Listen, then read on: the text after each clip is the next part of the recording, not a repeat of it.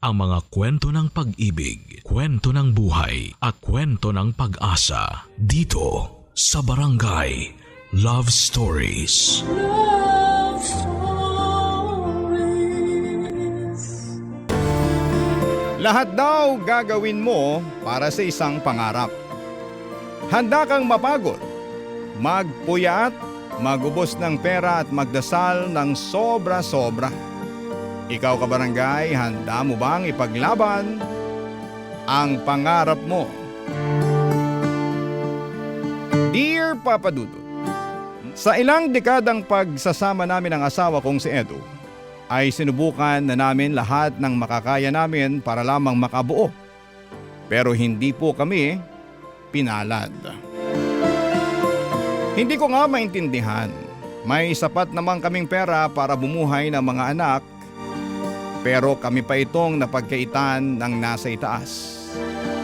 Samantalang yung iba na walang pera, sila pa yung paldo sa mga anak. Napaka-unfair ng buhay, hindi ba? Yun ang kinakasama ko ng loob. Kasi sure naman akong kaya namin ang asawa kong magmahal at bumuhay ng anak, Papa Dudut.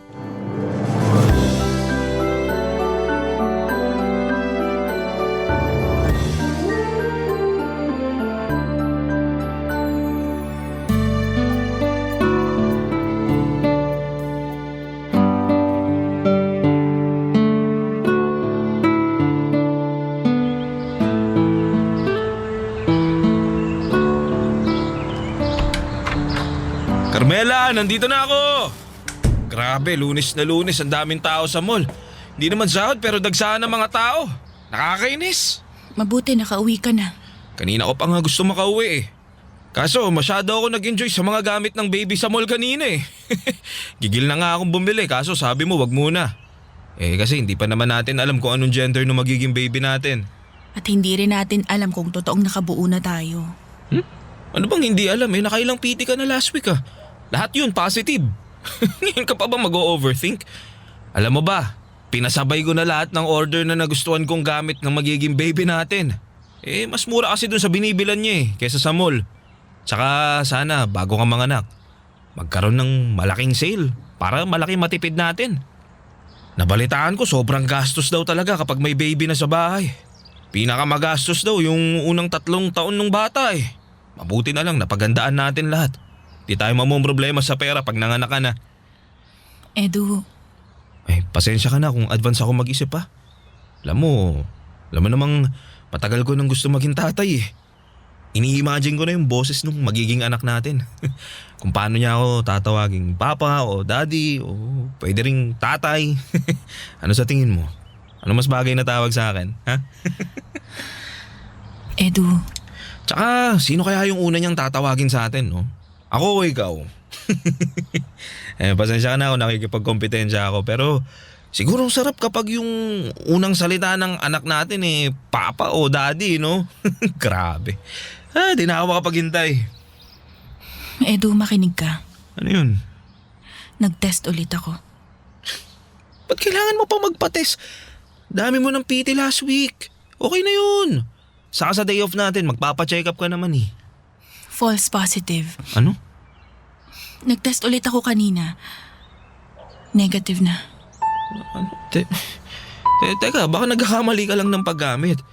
Alam mo yun, kasi nakita naman natin pareho na positive nung isang linggo Imposible mag-negative yun ngayon. False positive nga. Nakailang test kit din ako kanina, pare-parehong negative. Imposible naman yan, Carmela. Positive nung nakaraang linggo tapos ngayon negative. Edu, nangyayari talaga yun. Nagpo-false positive talaga minsan yung pregnancy test. Hindi pwede. Meron ka pa bang natitirang PT dyan? Subukan mo ulit. Pagkatapos siguro ng 3 oras. O kaya bukas na lang para sigurado na hindi pareho yung mga resulta. O baka naman kasi peke yun nabili mong PT. Ano ba yan? Saan mo ba binili yan? Kasi may mga peke na PT na nabibili Kaya ayokong bumibili kung saan-saan yan. Sa pharmacy natin lahat binili yung PT, Edu. Ginamit ko lang yung mga natira last week. Na-check mo ba? Kasi baka naman expire na yun. Hindi expired. Baka naman kasi masyado kang uminom ng tubig buong araw. Ha? Baka naka-apekto yun sa resulta, yung hydration mo. Hindi nga. Baka talaga mali lang yung paggamit mo eh. Hindi kaya nakontamina yung PT mo kasi baka nahawakan mo mismo yung papatakan, ganun. Pwede rin yun. Naghugas ka ba ng kamay mo bago mo gamitin? Edu, Basta, naniniwala ako doon sa resulta noong nakaraang linggo. Positive yun. Huwag ka na mag-alala dyan. Mas tama yun. Edu. Positive yun. Positive yun, Carmel. Positive. Magkakaanak na tayo eh. Sobrang laking dagok na sabihin kay Edu na hindi pala kami nakabuo. Inakala namin na totoo na ang unang positive sa PT na tinake namin noon. Pero hindi namin napaghandaan na minsan ay pumapalya din ang PT. Masyado lamang kaming na-excite noon at hindi na naisip ang posibilidad ng false positive sa PT.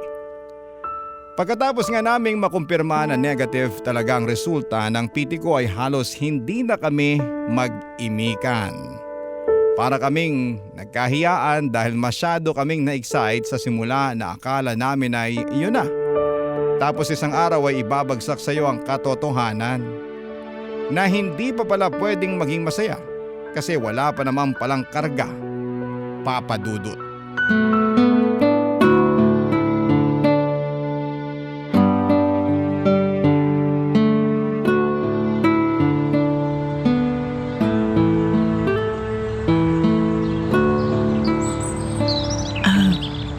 Lorna, Ma'am, ilan nga ba yung anak mo? 8 na po. Masyadong nagandahan sa akin yung yumao kong asawa eh. Mabuti ka pa, no? Ay, maganda rin naman kayo, ma'am. Panay nga ang titig sa inyo ni Sir Edu na akala mo leche plan kayo na panghimagas. Ay, sana all. Ang ibig kong sabihin, sa anak. Kaya ako dapat ang magsasana all. Ay, hala ma'am, konting dasal pa. Mabibiyayaan din kayo balang araw. Kaya lang hindi ko na mabilang kung ilang beses kaming nagdasal. Mas madalas pa nga ang pagdarasal namin ni Edu kaysa sa kumain. Kumusta kaya ang pakiramdam ng merong anak? Mahirap, ma'am. Ay, sobrang hirap. Pero, masaya. Hindi ko maipaliwanag ng buo. Ang komplikado. Nakaka-stress yung bayarin lalo kapag dumarami sila. Pero sa tuwing nakikita mo naman sila, kapag sinasalubong kanila pagka uwi mo ng bahay, parang bayad na lahat ng nagastos namin sa kanila. Parang kami pa nga tong may utang sa mga anak namin dahil sa saya na binigay nila sa buhay namin. Mapapasana all na lang talaga, ano? Wala ka bang pinagsisihan? Sa mga anak ko? Aminin ko, nung una, parang nagsisisi ako na nag-asawa ako agad. Parang nagsisisi ako na naparami namin sa 8 ang mga anak namin. Ang hirap ba naman ng buhay, lalo na sa aming mag-asawa na hindi naman nakapagtapos ng pag-aaral. Pero ano naman ang kapalit nun sa inyo? Siguro kasi lumaking mabubuti at papagmahal ang mga anak namin. Kahit papaano, nakakagaan ng loob na may napalaki kaming mabubuting tao. Pero kung tatanungin niyo ako, ma'am, baka huminto na ako sa 2 anak noon. Hindi na sana ako nagparami. Ang hirap nilang buhayin. Pero andito na kami. Nanay na nila ako. Anak ko na sila. May magagawa pa ba ako? Di tanggapin na lang, di ba? Tingnan mo nga naman, ano? Napaka-komplikado ng buhay. Ikaw, gusto mong limitahan sana ang pagdami ng anak mo. Samantalang ako, ni isa. Hindi pa rin pinalad na mabiyayaan ng Diyos. Kayang-kaya naman namin ni Edo kahit 1 dosena pang ibagsak na anak sa amin eh. Baligtad talaga tayo ng sitwasyon, ma'am. Ito nga't merong panibagong dagdag sa pamilya ko eh. Ano? Buntis ka na naman? Ay, hindi po ako. Yung bunso kong si Clarice. Ayun, 2 buwan na siyang buntis ngayon. Ayaw sabihin sa amin kung sino yung ama. Basta ang alam namin, hindi siya pananagutan. Naku hindi ba 18 pa lang si Clarice? Kaka-18 nga lang nung nakaraang buwan, ma'am. Sumisikip ang dibdib ko kapag naiisip ko kung anong mangyayari sa kanilang mag-ina. Naninikip din pati yung bulsa ko kasi sigurado ako. Ako na naman tong bubuhay sa magiging apo ko. Kaya mo ba na buhayin pa yung apo mo? Sa totoo lang hindi po. Alam niyo namang nakasandal pa sa akin lahat ng 8 anak ko. Tapos magdadagdag pa ng apo. Suko na ako. Gusto ko na lang sundan sa kabilang buhay yung asawa ko. Pagod na ako, ma'am. Paano kaya kung ampunin ko na lang yung magiging apo mo? Papadudot, matagal na naming kasambahay si Lorna. Kaedad ko lamang siya pero mas nakausad na siya sa dami ng mga anak. Inggit nga ako sa kanya kung alam lang niya. Tapos ay malalaman kong magkakaroon na rin siya ng apo. Mas lalo tuloy akong nalungkot sa sitwasyon ko. Kung kailan naman kaya ako magkakaroon. Yon ang tanong ko habang nagkukwento si Lorna sa problema niya sa maagang pagbubuntis ng bunso niyang si Clarice. Pero lahat nawala ang inggit at lungkot nang ialok niya sa akin ang magiging anak ni Clarice. What if ampunin ko na lang daw? Sa totoo lang ay hindi ko nakitang opsyon ang pag-aampon. Ganon din ang asawa kong si Edu. Pero ng mga oras na yon, dala siguro ng kasabikan ay umuo na lamang ako kay Lorna. Kahit na hindi ko pa yon nasasabi sa aking asawa. Barangay Love Stories. Barangay Love Stories. Papadudot, pinag-usapan namin ni Lorna ang mangyayari. Ang pag-aampon ko sa magiging apo niya ay may kapalit na pera. Malaking halaga ng pera yon at makakatulong yon sa kanilang pamilya. Bali sa lagay naming lahat ay win-win talaga. Nang maplansya na namin ang gagawin ay saka ko sinabi ang plano kay Edu. Nung una'y nag-aalangan si Edu at gusto kasi niya na galing sa amin ang magiging anak namin. Pero pinaliwanag ko sa kanya na ang pag-aampon ang pinaka-praktikal na paraan para magkaroon kami ng anak. Sa uli kahit medyo alanganin siya ay pumayag na lamang siya. At doon na nagsimula ang proseso ng pag-aampon namin sa apo ni Lorna.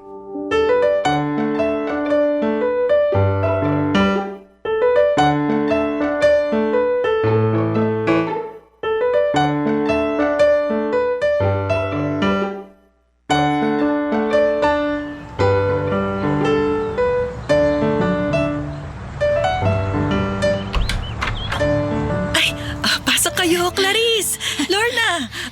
Kanina pa ako naghihintay sa inyo Pasensya na kung late kami nakarating, ma'am, ha? Kasi itong si Clarice, hindi makapili ng mga babauning damit. Ang nanay talaga. Pinapahiya pa ako sa harapan ni Ma'am Carmela. Ako, Tita Carmela na lang ang itawag mo sa akin. Sanayin mo na, lalo't dito ka na sa bahay namin titira. Excited na nga po itong si Clarice, ma'am. Lalo na nung nakwento ko na may aircon dun sa magiging kwarto niya rito. Nanay! Ay, naku. Pero, totoo po yun, Ma'am. Ay, Tita Carmela. Sa mall lang po kasi ako nakakaranas ng aircon Ay nako, kahit magdamagan pa ang aircon mo rito, walang problema, ayos lang sa akin. Gusto ko maging komportable ka. Naku, hindi pwedeng ma-stress ang buntis. Salamat po. Inayos na lang nanay mo ang kwarto mo kahapon, ha? Siya na rin ang namili ng bedsheet at kurtina. Paborito mo raw, pink? Opo, halos lahat po ng gamit ko kulay pink. Hayaan mo. Puro pink ang maternity clothes na bibilhin ko para sa'yo, ha? Para kapag medyo lumobo ka na ng konti, may maisusuot ka. Ay, naku, ma'am. Huwag na po kayong mag-abala. Nasa akin pa rin naman yung mga damit ko nung buntis ako. May matibay pa naman kahit kupas na. Magkakasya na rin yun kay Clarice. Halos magkasing katawan naman kami. Nako Lorna, wag mo nang isipin yon ha. Ang gusto ko, maging masaya si Clarice sa mga isusuot niya. Para masaya din ang baby sa sinapupunan niya. Mukhang ngayon pa lang po nakikita ko ng future ng baby ko. Mukhang magiging spoiled po sa inyo, Tita Carmela. Naku, oo naman. Bukas nga magsha-shopping na kami ng Tito Edo mo para nakahanda na ang lahat kapag nanganak ka na.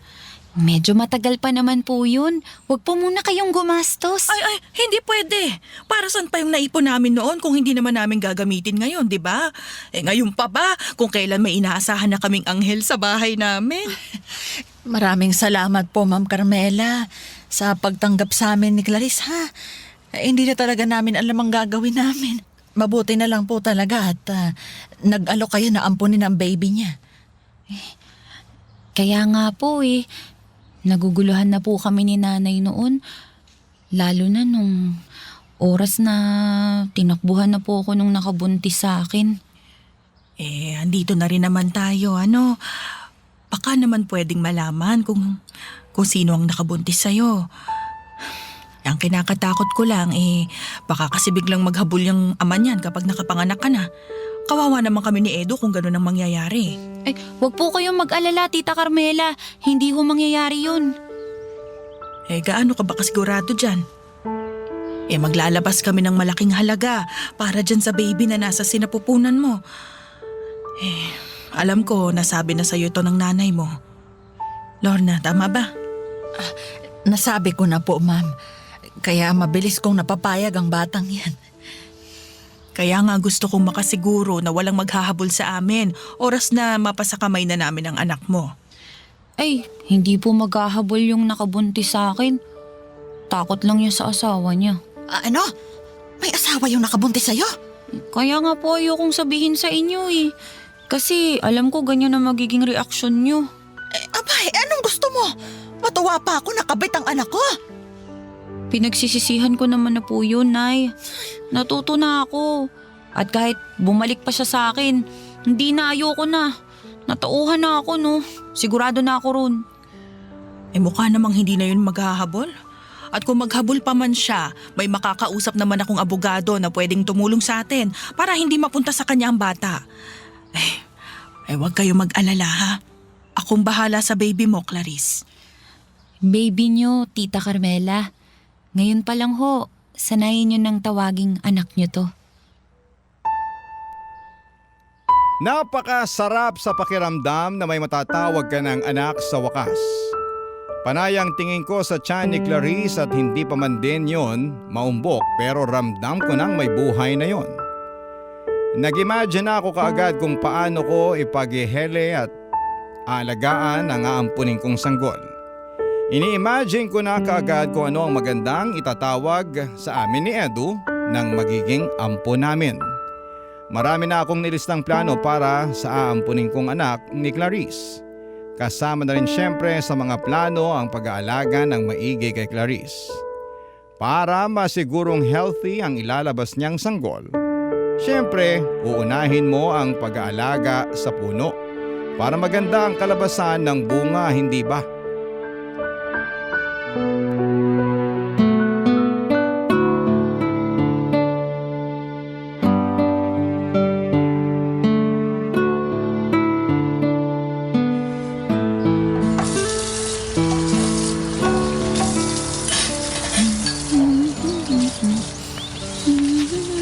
Clarice, anong ginagawa mo? Tita Carmela, naguhugas lang po ako nitong mga kalderong ginamit natin kanina. Ay, hindi na. Bitawan mo yan.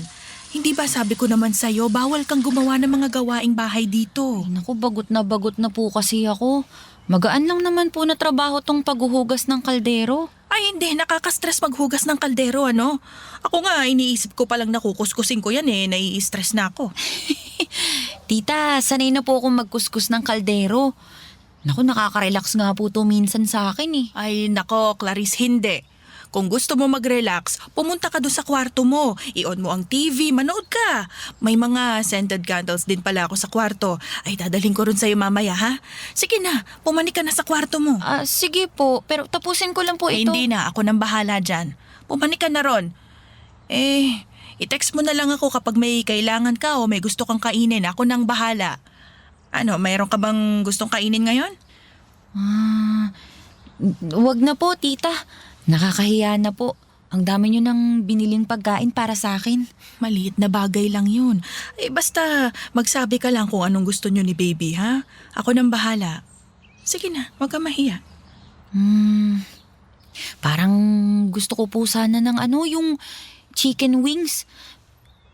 Pero wag na lang po pala. Ay, sige na, sabihin mo na. Chicken wings na Yung plain ba o yung may mga flavor? Gusto ko po yung walang kahit na anong pampalasa, basta yung prito lang po. Ay, naku, madali lang pala yung gusto mo. Sandali ha, order lang ako. Pero gusto ko po sana lahat Yung kanang pakpak. Wala nga halo na kaliwang pakpak. Kaya po ba yun? Kanang pakpak. Wala. Kaya nga po wag na lang Hayaan nyo na lang po akong maghugas nitong kaldero para mawala na po yung mga gusto kong kainin sa isip ko. Ay, nako, hindi. Kaya ko yan. Iniisip ko lang kung saan ako restaurant o order Pero alam ko, mabibili ko yan.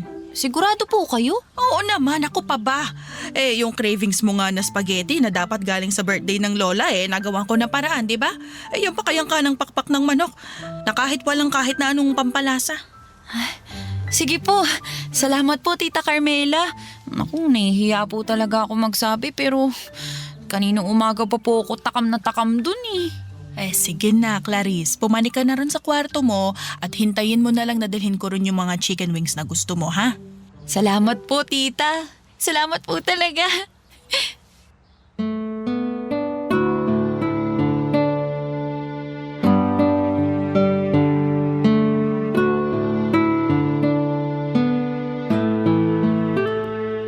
Papadudot muli kaming nagkaroon ng gana sa buhay. Nakita muli ang ngiti sa aming mga labi. Muli kong naramdaman ang pagmamahal ni Edu. At aaminin ko na naging struggle sa relasyon namin ang kawalan ng anak. At may mga pagkakataon na nawawala na kami ng gana sa isa't isa. Dahil pakiramdam namin, hindi namin kayang ibigay ang pangangailangan ng bawat isa. Pero sa pagdating ng aampunin naming sanggol ni Clarice, nagbago ang lahat. Parang bumalik kami sa honeymoon stage ni Edu. Parang bago na muli ang lahat.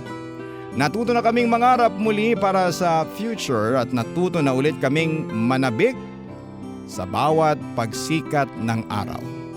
Hindi namin inakala na kahit papaano ay magkakaroon pa rin ang katuparan ang aming mga pangarap. Barangay Love Stories. Barangay Love Stories. At halos hilahin na namin ang buwan para manganak na si Clarice Papadudot. Hindi na rin ako makatulog ng maayos kasi lagi akong nagwo-worry na baka mapanganak sa gabi si Clarice. Nadadamay na nga rin si Edu sa akin. Pati siya ay nakikidikit na nga ng tenga sa dingding para marinig kung may nangyayari na ba kay Clarice. Sa buong buhay ko ata ito pa lang ang moment na kinabahan ako ng malala. Tinatawagan na nga lang ako ng maginang Clarice at Lorna at masyado raw akong aligaga at nagiging praning. Wala naman daw problema. Maghintay lang daw ako at magiging maayos din ang lahat. Pinanghawakan ko yon. Hanggang isang araw ay biglang kumatok si Lorna para may ibalita sa akin.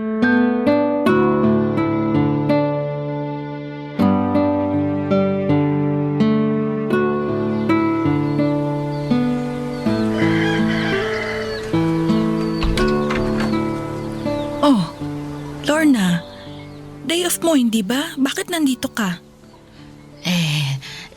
Pwede po bang pumasok, ma'am? Ay, sige, halika, pumasok ka.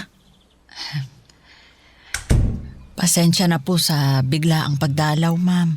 Nako, walang problema sa akin yun. Ano ka ba? Welcome ka rito palagi. Dadalawin mo ba si Clarice? Bukod po roon Ano, may kailangan ka ba? Hindi naman po tayo maririnig ni Clarice, ano? Ay, hindi naman. Bakit? Nasa kwarto siya. Kapapasok niya lang bago ka kumatok. Hindi yun lalabas ng kwarto ng ilang oras. Sigurado ako. Ay, mabuti naman po kung ganon kasi mapapagalitan ako noon kapag nalaman niya kung ano yung sasabihin ko sa inyo. Sasabihin? Bakit ano ba yun? Kasi po, ma'am,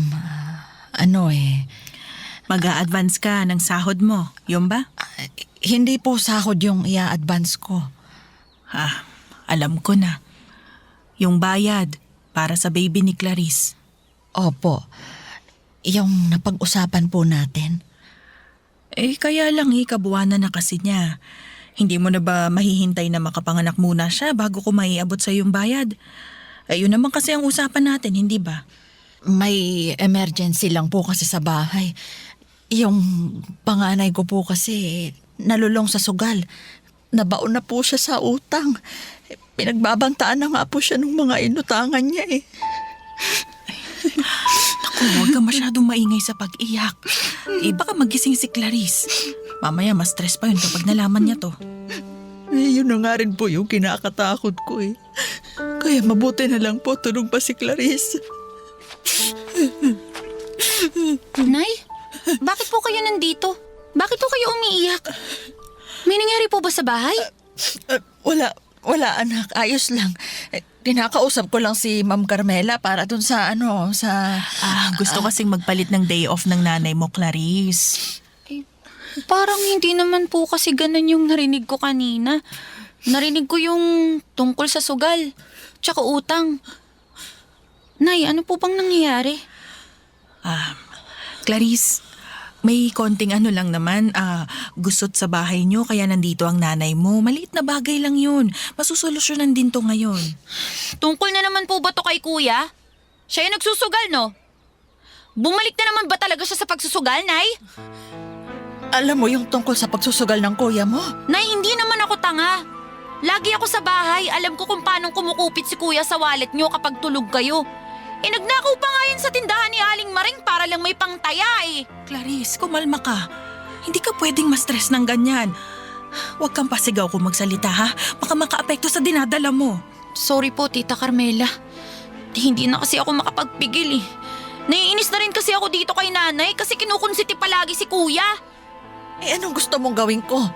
Pabayaan ko lang yung kapatid mo hanggang makaladkad na siya sa hukay ng mga pinagkakautangan niya? Alam mo balang araw magiging nanay ka rin. At doon mo pa lang ako maiintindihan. Kapag ako naging nanay, sisiguraduhin kong hindi ako gagaya sa inyo na konsentidor. Huminahon kayong dalawa, Clarice. Lorna, ano ba? At tuluyan na ngang nag-away ang mag-ina. Ilang araw ding naging balisa si Clarice at sabi ko na nga ba, bawal ma-stress ang buntis.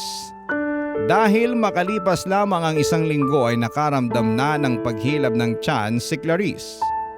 Hanggang sa tuluyan na nga siyang nag-labor. Kaya agad naming dinala si Clarice sa ospital. Nang manganak si Clarice ay saka ko binayaran si Lorna ng halagang napagkasunduan namin. Malungkot si Clarice dahil napunta lang sa pambayad utang ang perang sana ay para sa kanya. Laking pasalamat ko na lamang at malusog ang baby namin, Papa Dudut.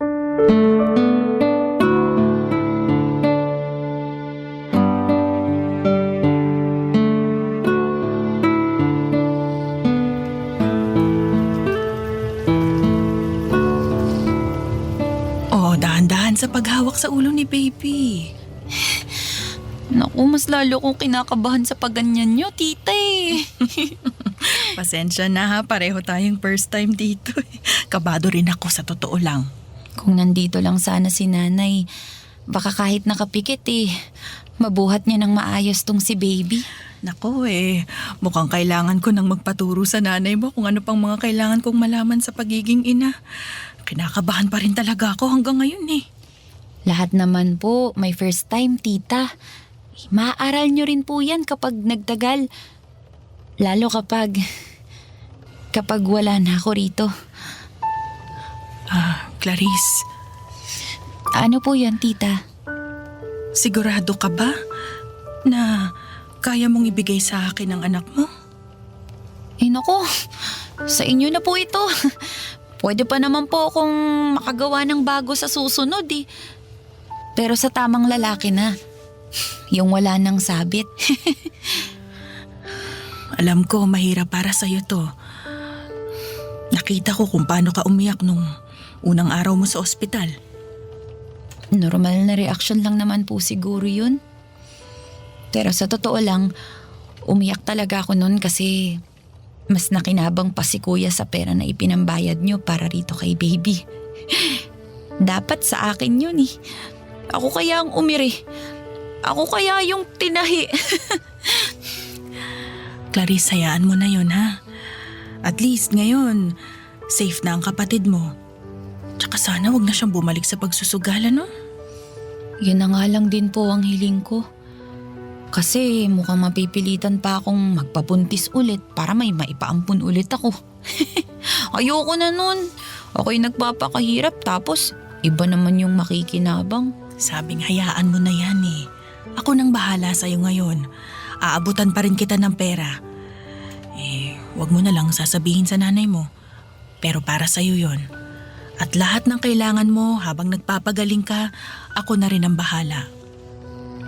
Tita, salamat po ha. Malaking tulong kayo sa amin ni nanay. Pakiusap ko lang po sana. Alagaan yung maigi tong anak ko.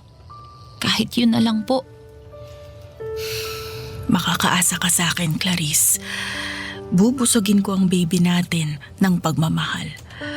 At wala siyang magiging problema sa magiging kinabukasan niya. Ma'am Carmela, pasensya po kung ngayon lang ako nakabalik. Bumalik kasi ako sa bahay pagkatapos kong kunin lahat ng papeles sa ospital. Ay, nako ayos lang. Nakapagkwentuhan naman na kami ni Clarice. Nasaan nga pala yung kinuha mo sa ospital? Naiwan ko nga po sa bahay kanina kasi nag-usap pa kami ng lola nitong si Clarice. Nandun si Lola? Oo, akala niya nga nandun ka kaya dun dumiretso. Pagod pa yun sa biyahe kaya umidlip muna bago ko umalis. Ma'am? Ano yon? Baka naman pwedeng iuwi mo na sina Clarice at yung baby nyo para makita ng lola niya yung apo niya sa tuhod bago niyo po sana kunin. Kahit 2 gabi lang, para rin makapagpaalam yung mga kapatid ni Clarice. Sandali, Lorna, ha? Parang hindi ko yata papayagan yan. Alam ba ng lola ni Clarice itong naging usapan natin? Doon ko palang sana sasabihin sa kanya Nay, bakit niyo pa sasabihin kay Lola yung sitwasyon ko? Baka mabigla yun. Lorna, tama si Clarice. Kaya hindi ako papayag na iuwi niyo pa rin itong baby. Ako na pong bahala. Nagipit na rin ako sa sitwasyon Talagang binantayan ni nanay yung pagbubuntis nitong si Clarice. Wala rin naman tayong takas. Iuwi ko lang silang mag-ina para magbigay respeto sa nanay ko. Tsaka para ipaliwanag ang sitwasyon. Ako na pong bahala, ma'am. Makakaasa kayong magiging maayos din ang lahat. Naku siguraduhin mo lang, Lorna, ha? Kinakabahan ako sa gagawin mo pero sige, magtitiwala ako. Basta 2 gabi lang.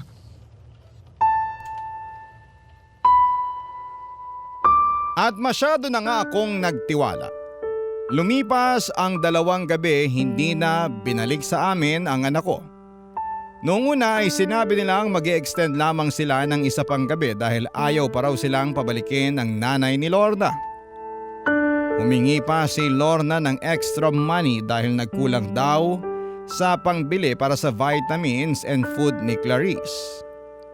Nagabot naman ako. Nalakihan ko pa nga ang inabot kong pera para masiguradong kasya yon para kay Clarice. Hanggang sa lumipas na ang ilang pang araw, hindi pa rin sila nakababalik. At nang sinubukan ko silang tawagan ay hindi ko na sila makontak. Pinuntahan ko sila sa bahay nila at doon ko nalaman na umalis na pala sila. Hindi alam ng mga kapitbahay kung saan sila lumipat. Sobrang nadurog ako sa mga nalaman ko. Parang bumalik na naman ako sa wala. Sa ngayon, Papa Dudut, ay sinusubukan ko pa rin silang hagilapin. Wala na akong pakialam sa perang naibigay ko sa kanila Pero gusto ko lang sanang ibigay nila sa akin ang anak na pinangako nila. Ako ang nagpakananay doon kahit na hindi pa man lumalabas ang sanggol sa tiyan ni Clarice. Pero bakit kung kailan nakuha na nila ang kagustuhan nila, ay saka nila ako tinalikuran na para bang hindi ko inako ang responsibilidad na dapat sila ang gumagawa. Maraming salamat po sa pagbasa ng aking liham. O ikaw, kabarangay, kumukulo rin ba dugo mo? Pwede kang mag-iwan ng comment sa ating comment section.